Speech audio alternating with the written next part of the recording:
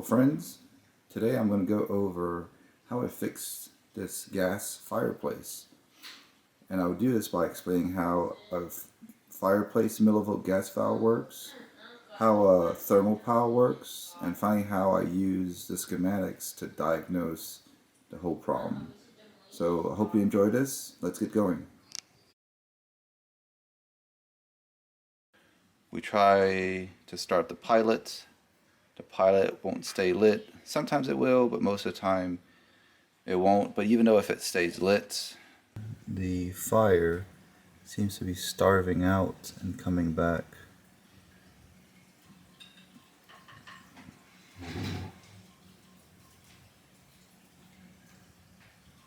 Eventually, if I leave it like that, even the pilot will go out along with the flame.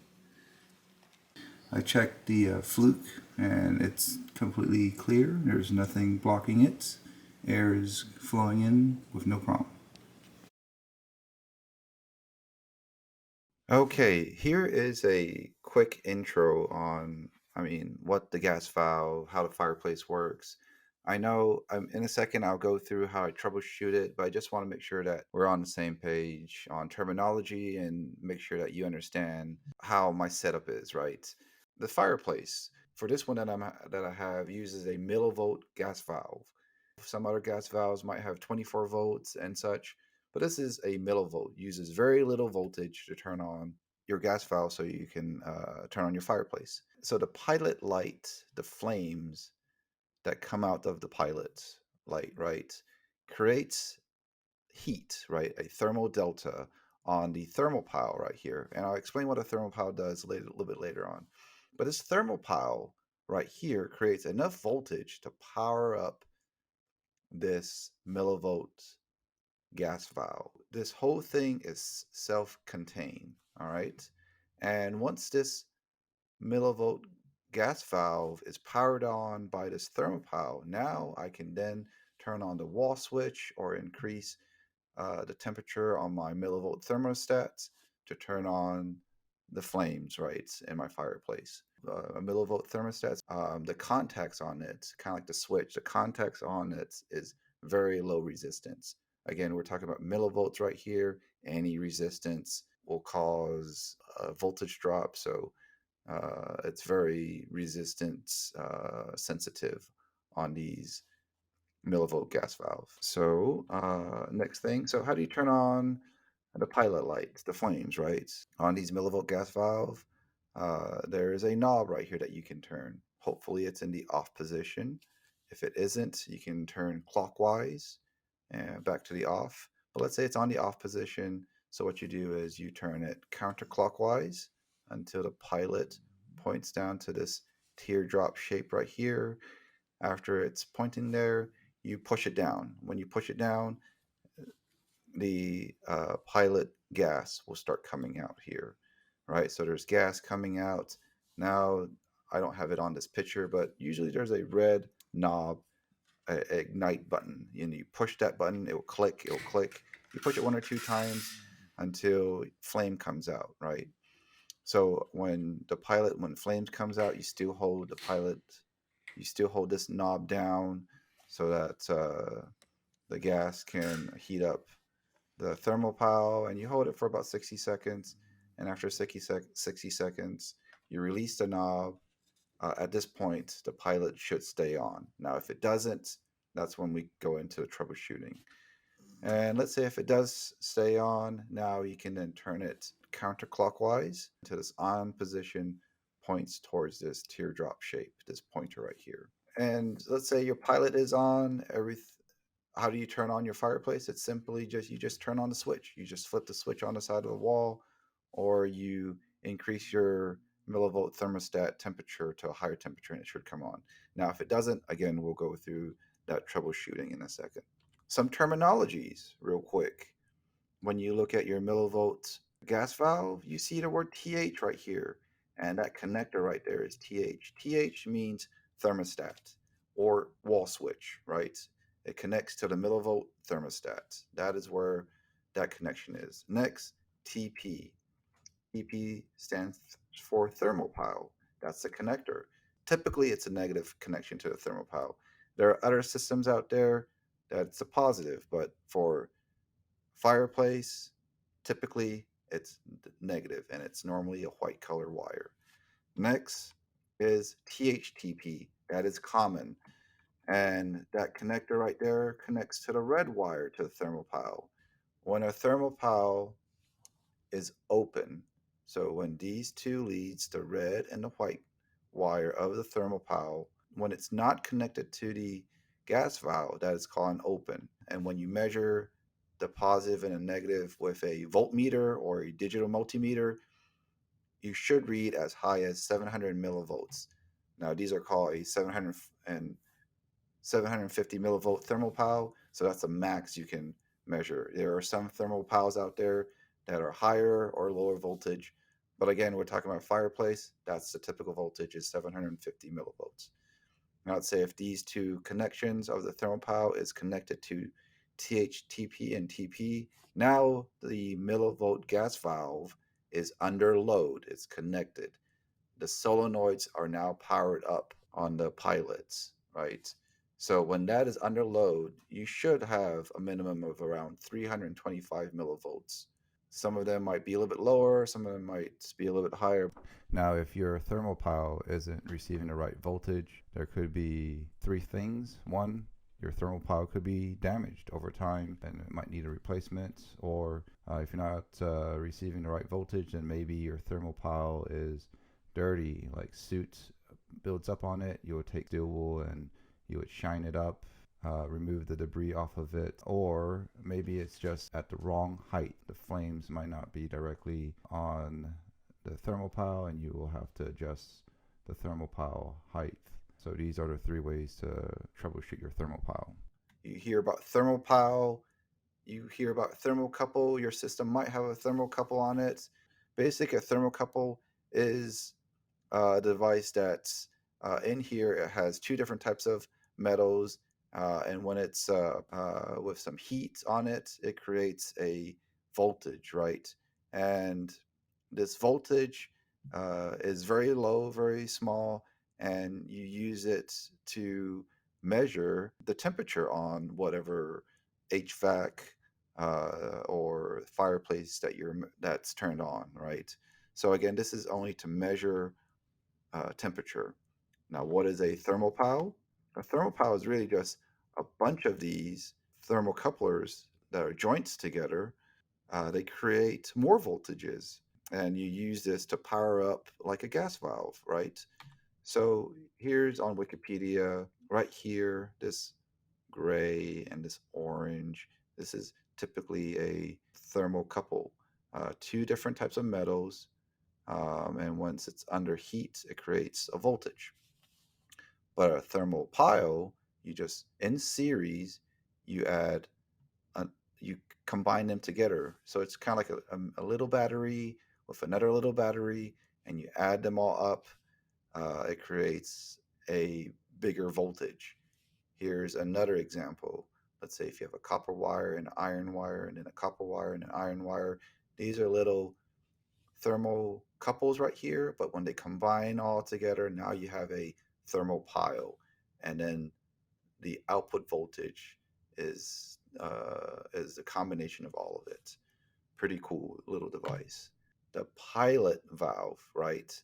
So when you turn this knob to pilot and you push the knob down, what you're doing is that you're physically pushing this gas valve, the pilot gas valve, down. And there's this solenoid right here. You see these little copper wires. Once the thermopile sends voltage to the solenoid, it creates a electromagnetic field and it holds the gas valve down, right? You push it down, and then once there's a magnetic field, it holds that into position. And that's why you need about 60 seconds because it needs enough voltage over here to hold this in place. And usually at the back of here, the back of this solenoid, which is this black wire right here, at the back of here, this black wire connects all the way over here to THTP. Here's another diagram to show what's going on. So earlier we saw that pilot solenoid, right? Here's a diagram that shows that this black wire comes in here and electricity is generated from the thermopile, and then it terminates right here at TP, right? Same thing with the main gas valve. What happened is that the thermopile comes in here, right? Generates voltage. The voltage goes all the way up to the switch. If the switch is closed, then it continues on. For mine, there's a fireplace door switch. That switch closes and it continues on. Then it comes over to TH. TH then goes in and applies voltage across the main valve, and then it terminates at TP. So TP really is ground at the end. It's the return at the end. The common is where all the voltage comes in.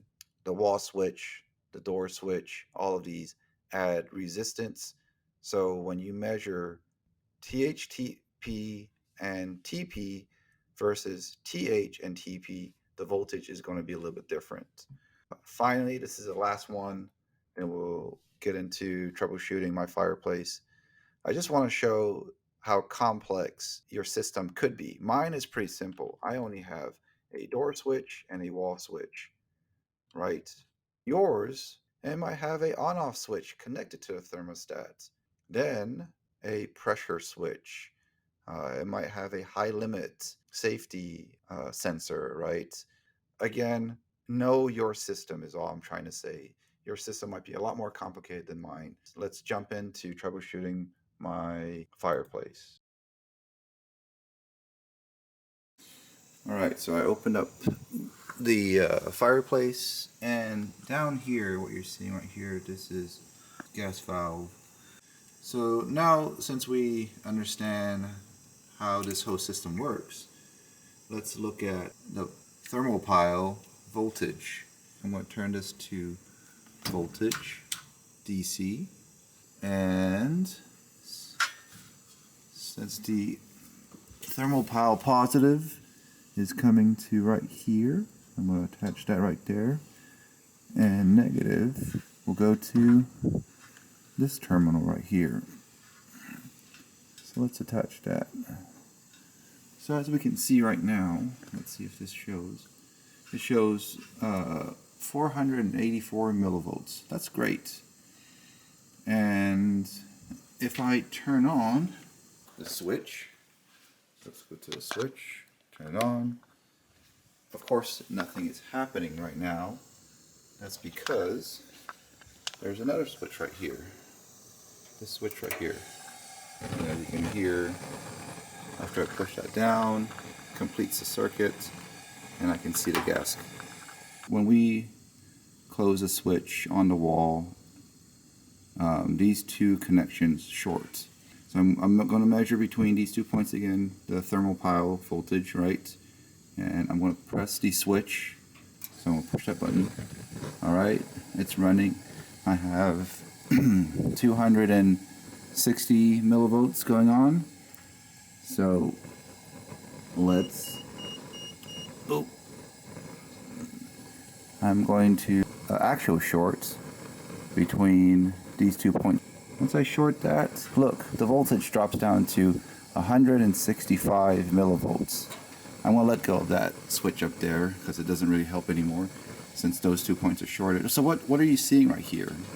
Why is it that once I actually put a physical short between those 2 points, the voltage drops? Well, the reason is because there is some resistance going on. I'm going to turn off the gas, it's getting hot. There is some resistance between this point to the door, to the switch right here, and all the way to this switch right here on the wall. There is some resistance in it. And since this is a millivolt system, any resistance adds up, causes an issue. So as you can see, this cable, this wire comes down here, and then it splits. It actually goes all the way to the wall switch, and it comes back down here. This blue wire and this red wire right here goes to the door panel. And what's interesting is, let's disconnect this wire right here, and I'm just having this connection go straight to, goes straight to the gas valve right here. So before I do that, let's just go ahead and turn this off. We'll simulate the whole thing. The wall switch off. Come down here. Let's connect this right here. Alright, so let's pretend that there's no resistance at that switch right there. Watch what happens when I turn on the wall switch. Alright, the gas comes on, and look, 188. Pretty close to 167. Only 20 millivolts difference. That switch right there added like almost, not quite, but almost like 80 millivolts of voltage drop. Let me turn this off real quick. Alright, and let's move over to the switch. And if I do a resistance measurement, so again it's between that switch right there, the red wire and the blue wire. So here's the blue wire and the red. I guess I'll just use my black connection right here. I'm going to switch this to ohms, and let's look at the resistance. Okay, so it is open right now, but once I press that switch,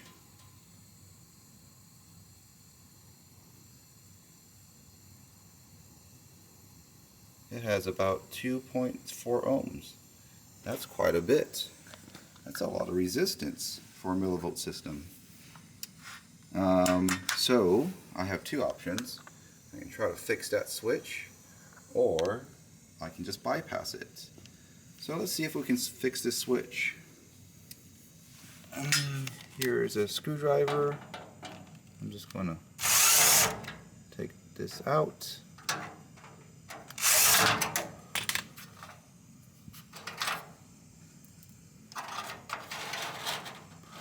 Pull this out. Now I have some contact cleaner,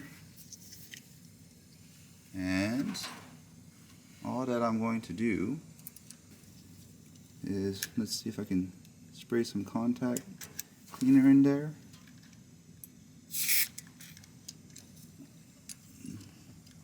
Using gravity. Now I'll just keep on pushing this button over and over and over again. I'm going to spray a little bit more.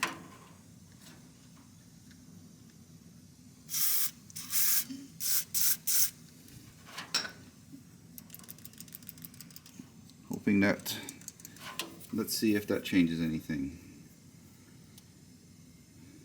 So, let's see. Look at the resistance. 0.3, 0.4. So that's a whole lot better just by spraying contact cleaner. I'll put a link below that points to Amazon.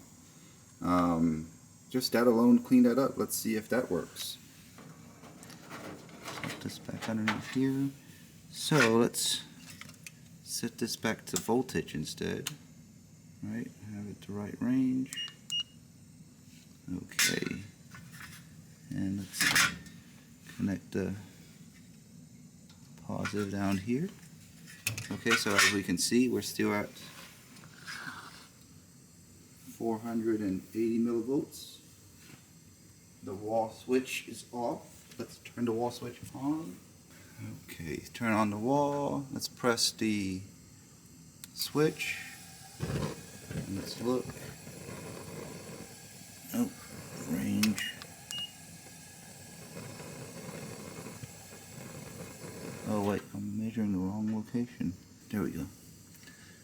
470 millivolts. Oh look, it is down to 188, 187. Oh my goodness, so that was the problem, and that fixed it. So I'm going to assemble everything back together and enjoy the fireplace.